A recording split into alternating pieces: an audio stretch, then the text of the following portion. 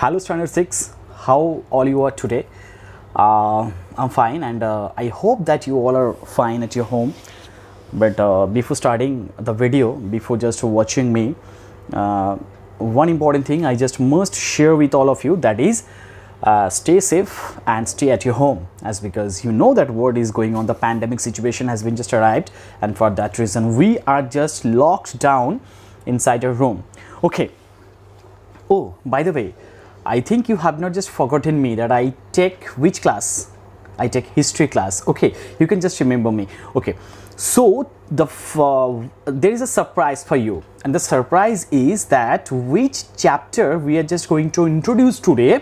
I will not tell you, not at all. I will not just reveal the name of the chapter. You have to tell me. You have to identify from few clues or the hints that will be given by me. From there you have to just find out, you have to just search that which chapter I'm just going to introduce today with all of you. Okay, the first clue is that, may I ask you a question, that what is the national anthem of India? I know that you all know it very well, that Jana Gana Mana Adhinayaka Jaya Hai Bharata Bhagabhidhata. This is the national anthem of India that was composed by the great poet or the world poet Rabindranath Tagore.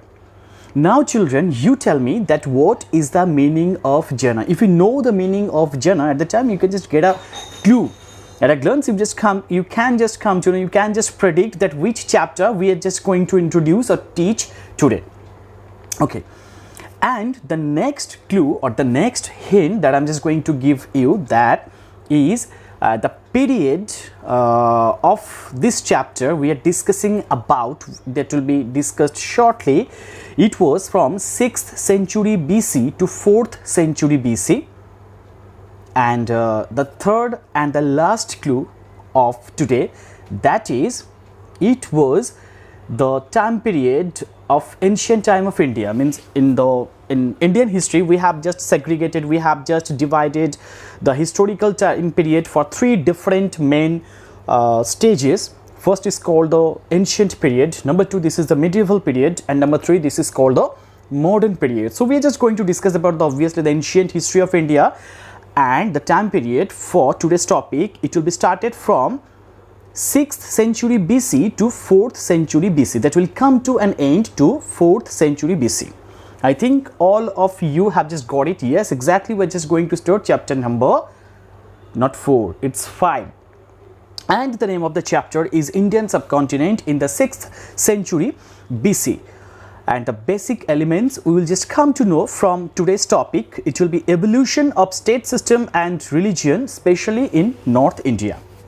So from here, children, we will just come to know that Janapada to Mahajanapada. I know that this is a term that you are just going to learn, you are just going to hear for the first time in your life, as because Janapada, Mahajanapada, you don't have any idea regarding this. So for that reason, children, I had asked you a question from my hints, that what is the meaning of Jana. So if we just distribute or divide the word Janapada, it will be divided into two different words, Jana and number two, this will be Pada. Okay, so what is the meaning of Jana? Jana means people or the common peoples, and where the word Pada means, it will be the feet. So we can say that when for the first time the peoples, they had just settled down, they had just put their feet to a particular area, this came to be known as Janapada.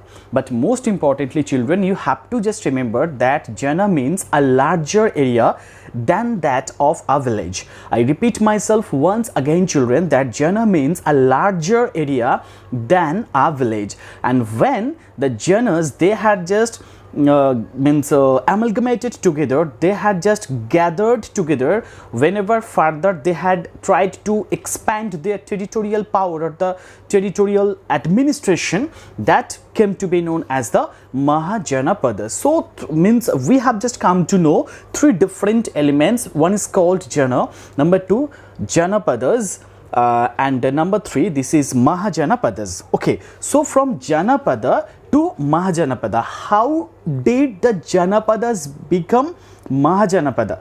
And which one amongst all the 16 Mahajanapadas, which one was the largest and the most powerful Mahajanapada during that time? I will also reveal the fact shortly. Okay, but the first thing is that you have to just keep remember that there were total 16 Mahajanapadas in ancient time. I repeat, there were total 16 Mahajanapadas in India in ancient time. So the Janapadas means, I told that Janapada means what? A larger area that was much more large than that of a village. The peoples of that particular state or particular area or region, they further wanted to just expand their territory. So for that reason, every time there was a fight, a war, a quarreling, every time it was just going on amongst the Janapadas. The Janapadas, they had tried to, each and individual, they had tried to expand their territorial power, their administrative power at their own convenience, and for that reason every time they had fought with one another. And whenever the fighting or the quarreling came to an end, we have just come to know from the Buddhist text Anguttara Nikaya. I repeat, the Buddhist text Anguttara Nikaya, from there we have just come to know that in India in ancient time total 16 Mahajanapadas existed. Okay, and not only from the Buddhist text, from the Jain text also, Jain Bhagavati Sutra. I repeat, from Jain text Jain Bhagavati Sutra and from the Buddhist text Anguttara Nikaya. I repeat once again, just listen very carefully. The Jain text Jain Bhagavati Sutra and from the Buddhist text Anguttara Nikaya, we have just come to know that there were total 16 Mahajanapadas prevailed in ancient India in ancient time. The 16 Mahajanapadas can also be termed as Shorash Mahajanapadas. In Bengali, we can also call it Shorosh Mahajanpad. Okay, children. So, this is the learning capsule. I'm just going to repeat once again that the Janapadas, whenever every time they have a fight with one another to just expand their territory, their territorial power, their territorial extent. For that reason, they had a clash, they have a fight with one another, and finally the Janapadas became the Mahajanapadas. It means the Mahajanapadas, they were very much powerful by their army, by their soldier, by their economy, and by their territorial expansion, everything. From Janapadas, the Mahajanapadas, they were very powerful. It means Mahajanapadas were much more concrete and very powerful than that of the Janapadas.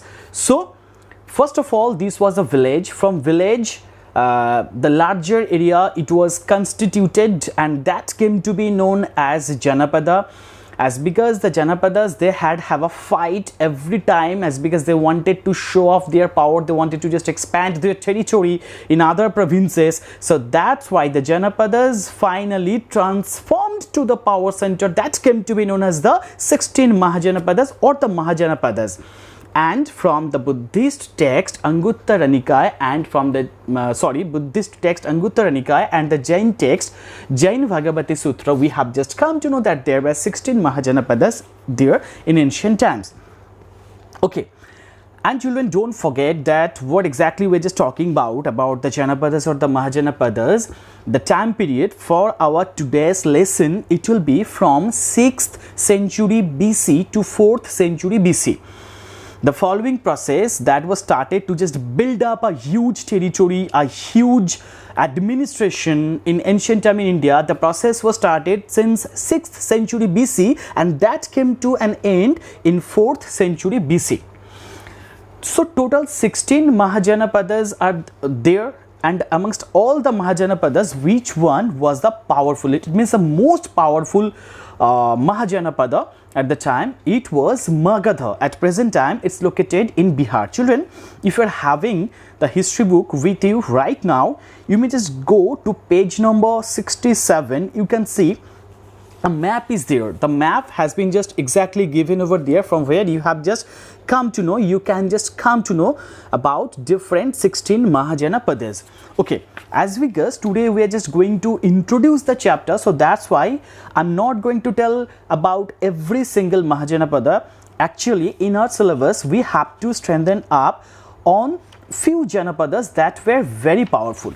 Okay, the Mahajanapadas, they were actually centered in South India. But extremely sorry, the Mahajanapadas, they were just constituted in the North India. Only one Mahajanapada was there that was situated in South India, and that was Ashmaka. I repeat, that was Ashmaka. The Ashmaka was only single Mahajanapada that was just remained in the South India.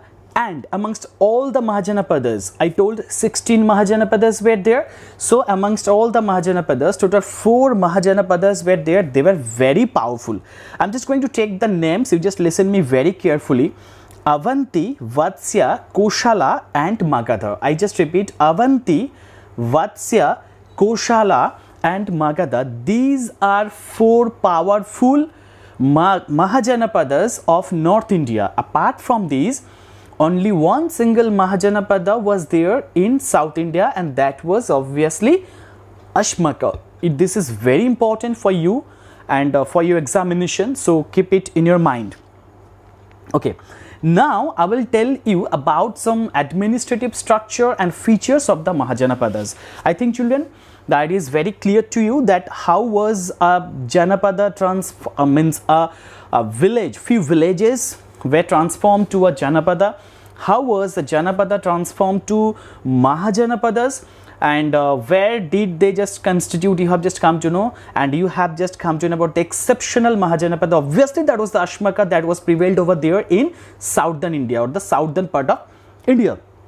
Now, I will tell you few administrative structures about the Mahajanapadas. This is very important, and even along with this book, means in this chapter, we have to just read only the administrative structure, how was it formed, and which Mahajanapada was the most powerful, and what were the circumstances that led to just foundation for the Magadhan administration, or the Magadha Mahajanapada. So powerful at the time, we have to just know from this chapter. Throughout the chapter, we will just discuss about these things. So, system of governance in the Mahajanapadas. This is very important, children. I'm just trying to tell you. I will definitely try to solve this thing, means to just tell you the system of the governments in the Mahajanapadas in a different way. You just listen me very carefully. You will just come to know. As because I don't have any white board with me, so I just cannot just draw the flow chart or the diagram over there. It could be very much convenient for me if I would have the whiteboard with me. Okay, that's not a matter. System of governance in the Mahajanapadas. First of all, I would like to tell you that I know, children, that most of you know that India is governed by 2 different types of government. One is called the central government, and number 2, this is called the state government. Children, you know it very well that who is our present Prime Minister, and the Prime Minister of India is also elected by the direct vote that is given by the common peoples. It means the post or the designation of Prime Minister, it belongs to the consent of the common people. Whenever the common people, they think that this person is very capable, if he sits on the throne, if he sits over there, he can just administer, he can just govern our state so nicely.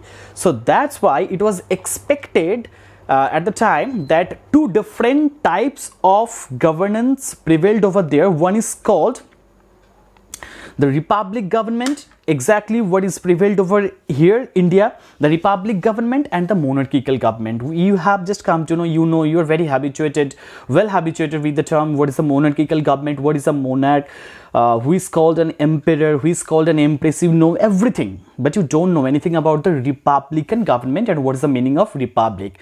Now let me tell you that what is the meaning of the republican government, or what is meant by republic. Republic is a such type or a form of government where the head of the state or the head of the country is chosen on the consent of the common people. As because we the common people of India, we have just given the votes to the particular person, to the particular political group. So that's why he has just got the right to sit over there. He is just now means at present time he is just governing, or he is just administering our country or our state.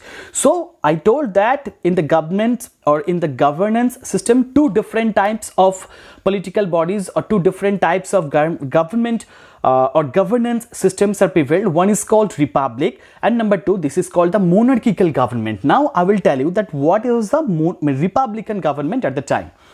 In the republican government, the peoples of a particular area or a particular Mahajanapada, there was no king or no queen. Yes, there was no king or no queen.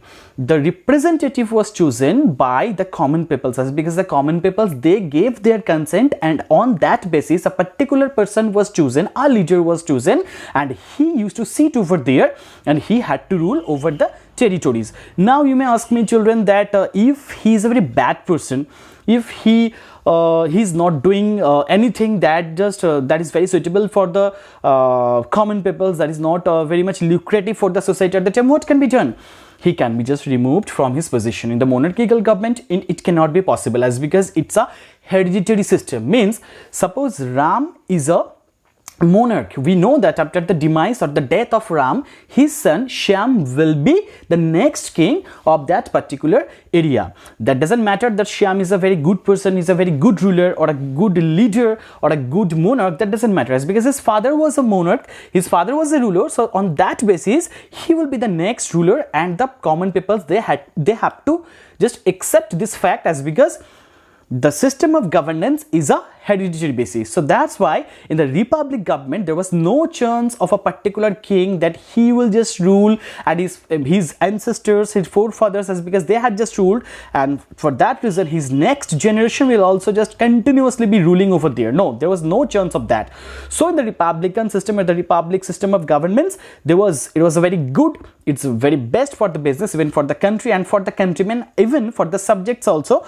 I can just give you a few examples of few or certain republican governments. Few are, I can just tell you that Malla, Vajis, these two provinces, you don't need to just memorize all the names together.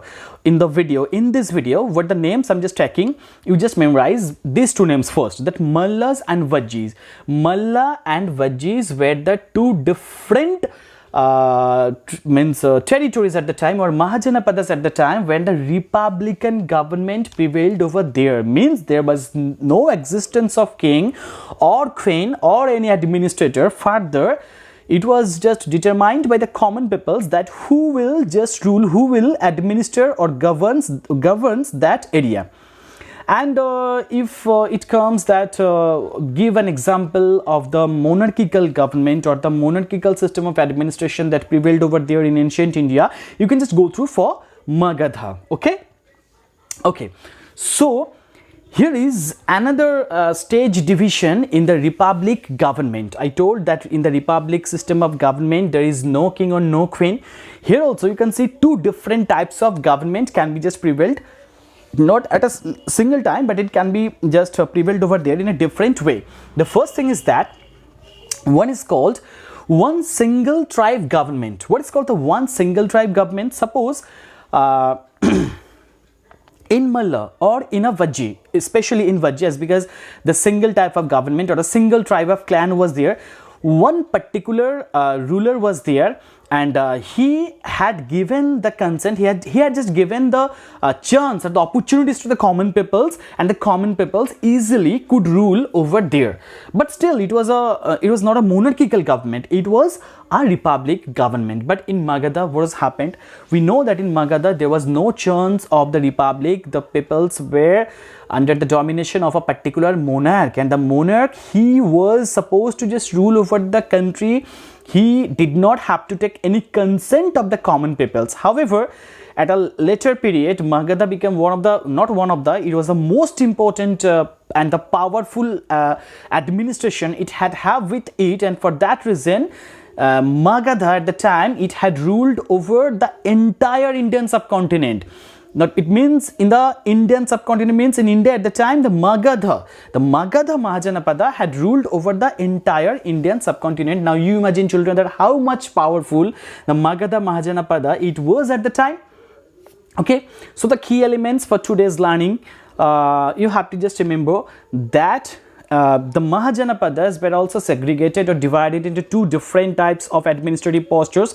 One is called Republic. I'm just going to repeat one more time that in the Republican government, there should not have a chance of the king or queen that will be directly governed by the common peoples, as because the leader, he is supposed to listen the voice of the common peoples. If he is not listening to the common peoples, his post can be just gone, he can be just removed, his position can be just, he can be just withdrawn from his power or the designation or the prestige. So that's why this is called the Republic government. In India, we can just see that the Republic system of governance is going on. If we don't like our leaders, we can just remove them from their positions every after 5 years. You know, children, that every after 5 years a general vote is conducted by the central government and by the state government, as well as and also the local self-government, just like the panchayat and the municipality. In Kolkata, you can see the corporation is there. Every after 5 years a general voting system is conducted, and from there we, the common peoples, we choose that whether the person is capable to just run his administration smoothly or not. If he is not a very good person, if he is not thinking about us, if he is not providing opportunities with us, we can just remove his position. We can just remove the person from his position every after 5 years. So this is called the Republic system of governance. And aside, we can also see that beside, it was also just prevailed that apart from the monarch, means republic kind of governance, the monarchical government was also very much prominent at the time. And later on, when the fight, it just triggered, it was just happened, it was just occurred, and finally who won? As because the monarchical government won. Why so? As because in the Republic government, there was no unity. The peoples were not united properly. But finally, when Magadha, they had started to just rule over the entire country, in the entire territory. Since that time, it became very much convenient for them, means for the Magadhan ruler. It was very much, and obviously we'll just come to know from our next video that why did Magadha become the most important power center or the most powerful Mahajanapada. We'll just come to know from our next video. Okay, so till then, you just stay home, stay safe. If you like the video, just give a thumbs up and don't forget to just subscribe my channel. You are also requested to just press the bell icon. It is just below the video where it's playing over there at the right side. You just press the bell icon, then customize and go over there and set all, so that you can just get all the notifications, so whether you just not miss a single video from me. Still then, stay safe and stay home. Thank you. Bye.